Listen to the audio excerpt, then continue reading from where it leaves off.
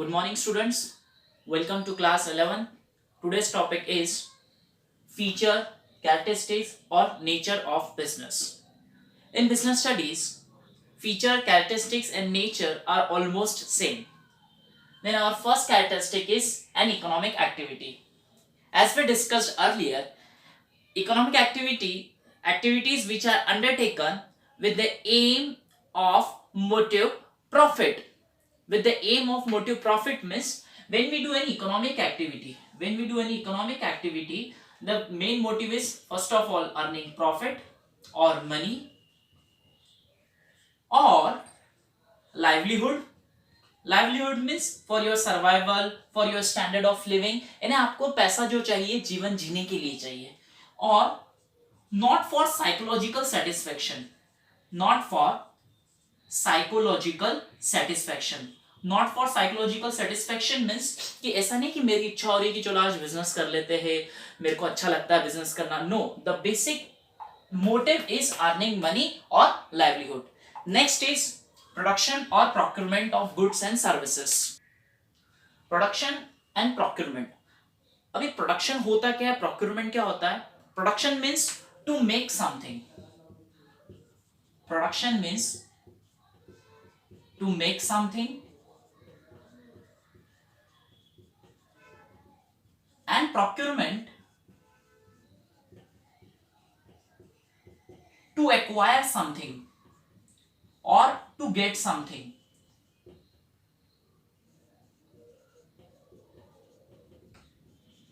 Suppose an example, जैसे marker है, ठीक है, इसकी कहीं ना कहीं नीड है सोसाइटी में. सोसाइटी में नीड है कि इसको बोर्ड्स पे यूज किया जाता है, स्कूल्स में जैसे बोर्ड्स होते हैं वहां पे यूज होता है, कॉलेजेस में यूज होता है, ऑर्गेनाइजेशंस में यूज होता है, तो इसकी कहीं ना कहीं नीड है. तो बिजनेस हाउसेस क्या करते हैं या बिजनेस फर्म्स क्या करती है? फर्स्ट ऑफ ऑल इसका क्या करती है? प्रोडक्शन करती है. प्रोडक्शन क्यों करती है? क्योंकि इसके रिक्वायरमेंट है सोसाइटी में. सेकेंड थिंग, या तो इसका हम प्रोक्योरमेंट कर सकते हैं, ठीक है, हम नहीं बना रहे हैं, ठीक है, हम इन हाउस नहीं बना रहे, बट हम किसी बाहर से अपन मंगवा के उस वहां से भी अपन इसका यूज कर सकते हैं और इसका बिजनेस भी कर सकते हैं. जैसे सपोज एन एग्जांपल, एक और एग्जांपल लेते हैं कि जैसा मेरा कोई क्लोथिंग का बिजनेस है, क्लोथिंग का है, इंदौर में मेरी एक शॉप है, कोई भी रेडीमेड शॉप है, ठीक है. अब मैं क्या कर रहा हूं, एक और सिटी है सूरत. मैं क्या कर रहा हूं, सूरत में कोई ऑर्गेनाइजेशन है, ठीक है, वहां पे क्लोथिंग का मैन्युफैक्चरिंग हो रहा है, पूरी तरह से प्रोडक्शन हो रहा है. तो मैं क्या कर रहा हूं, इंदौर के लिए मंगवा रहा हूं मैं, ठीक है, मेरे ऑर्गेनाइजेशन के लिए मैंने सूरत से क्या किया, वहां से चीज मंगवाई. तो ये जो चीज मंगवाई और यहाँ पे मैंने इसको जो सेल किया, जब मैंने इसको चीज को प्रोक्योर किया, प्रोक्योर का मतलब to get something, to acquire something. तो मैंने क्या किया, इसको जब इंदौर में लेके इसको सेल किया, तो मेरी जो एक्टिविटी बनी ये पूरी बनी प्रोडक्शन और procurement of goods and services. ठीक. देन नेक्स्ट, सेल और exchange of goods and services. Sale और exchange of goods and services means all the business activity directly or indirectly concerned with sale or exchange.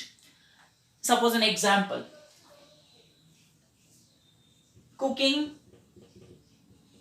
food at home in the family. ठीक है, जैसे हम cooking कर रहे हैं, ठीक है, खाना बना रहे हैं घर में, ठीक है, फैमिली के लिए, अब सब लोग खा रहे हैं. तो ये क्या हो रहा है, पर्सनल कंजम्पशन हो रहा है, ये एक इंटरनल कंजम्पशन हो रहा है. हम लोगों से पैसा नहीं मांग रहे, अपने घर वालों से कि यार हम आपके लिए खाना बना के, तो मदर अपने से कभी पैसा मांगती है कि मैं आपके लिए खाना बना के दे रही हूं, आप मुझे पैसा दो? No, it is not no internal consumption. यहां पे क्या आएगा, no internal consumption. But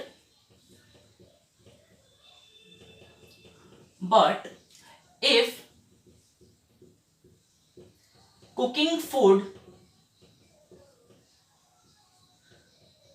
in the restaurant, cooking food in the restaurant for customers and charging from them.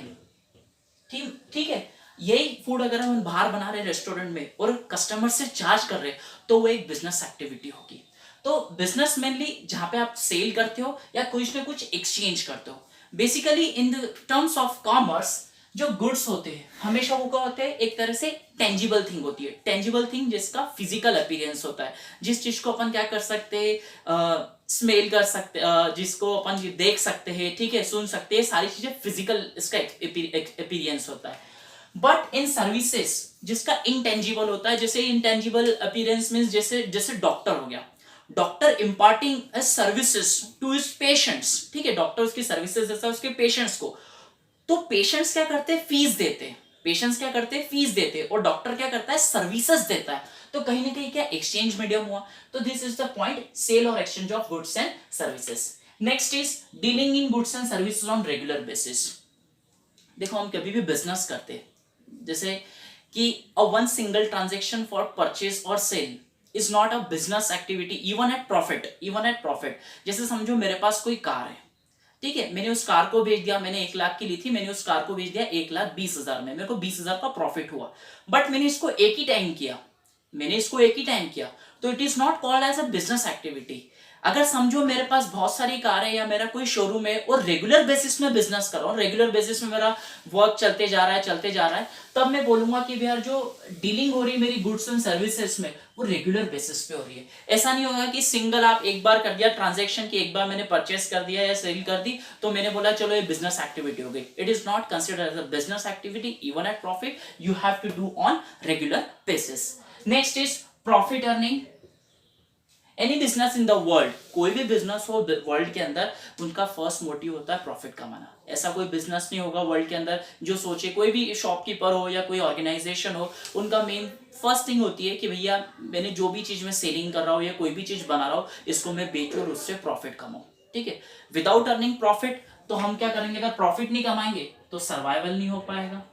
If survival is not there तो उसकी ग्रोथ नहीं हो पाएगी। Growth का मतलब होता है एक्सपांशन, ठीक है। आज मेरी एक शॉप है, अगर मैंने उससे अच्छा प्रॉफिट जनरेट कर लिया तो मैं दूसरी शॉप खोल लूंगा means I mean to say that it is a growth, it is a expansion, कि यहाँ पे एक्सपांशन के लिए मेरे पास कुछ ना कुछ पॉइंट है। तो always there is a profit earning motive in that, it is considered in our definition also business. Next is uncertainty of return और risk, very important point. Uncertainty का मतलब होता है कि हमें नहीं पता आगे क्या होने वाला है, ठीक है, we don't know what happen next.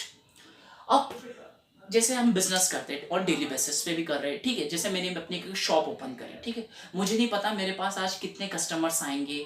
मैंने बोला कि आज 10 कस्टमर्स आएंगे, कल 20 आएंगे, परसों 30 आएंगे, पर उसके बाद एक भी नहीं आएगा। तो वी नेवर नो कि कितने कस्टमर्स मेरे यहाँ पे विजिट करेंगे। वैसे इसके अंदर देखेंगे कि आज मैंने 10,000 रुपीज कमाया शॉप से, अगले दिन 20 कमाया, उसके दिन एक भी दिन नहीं कमाया। तो always is uncertainty in the business. ये ज्यादातर जो चीजें होती है प्रोबेबिलिटी बेसिस पे चलती है। प्रोबेबिलिटी बेसिस पे यानी कि आप मान के चलते हो कि यार मेरे पास कोई ना कोई तो कस्टमर्स आएगा और मैं इसमें कुछ ना कुछ बिजनेस करूंगा, अर्न करूंगा। बट अ टर्म अनसर्टेनिटी ये निश्चित नहीं है। Next element is your risk. Risk is unexpected events or loss. Unexpected events and loss. Recent example corona virus. बहुत लोगों ने मार्च में जैसे अपनी कोई शॉप कोई नई ओपन की या कोई बिजनेस हाउसेस ओपन किया और गवर्नमेंट ने क्या कर दिया, फिर लॉकडाउन कर दिया। लॉकडाउन क्या कर दिया मीन्स कि कभी सोचा भी नहीं था organisation never just think about that कि लॉकडाउन हो जाएगा तो हमारा बिजनेस पूरी तरह से वैनिश हो जाएगा, खत्म हो जाएगा। या तो एक कंडीशन ये हो सकती है लॉकडाउन की हो सकती है, या जैसे हम जो सक्सेसफुल ऑर्गेनाइजेशन आपकी चल रही है, कोई गोडाउन वोडाउन या फैक्ट्री चल रही है, if there is a fire या आग लग गई, ठीक है, या तो समझो कि फायर हो गया तो आपके ऑर्गेनाइजेशन में कुछ ना कुछ आपको लॉस हुआ। थर्ड वन इज दैट या तो समझो थेफ्ट हो गई, या तो कोई चोरी हो गई, या बहुत सारा लाखों का माल चोरी हो गया। तो these are the risk factor in that, जहां पे लॉकडाउन हो सकता है, जैसे फायर हो सकती है और थेफ्ट हो सकती है। I hope you understand the topic very clearly. Next topic is our differentiate between business, profession and employment in our next video. That's all for today.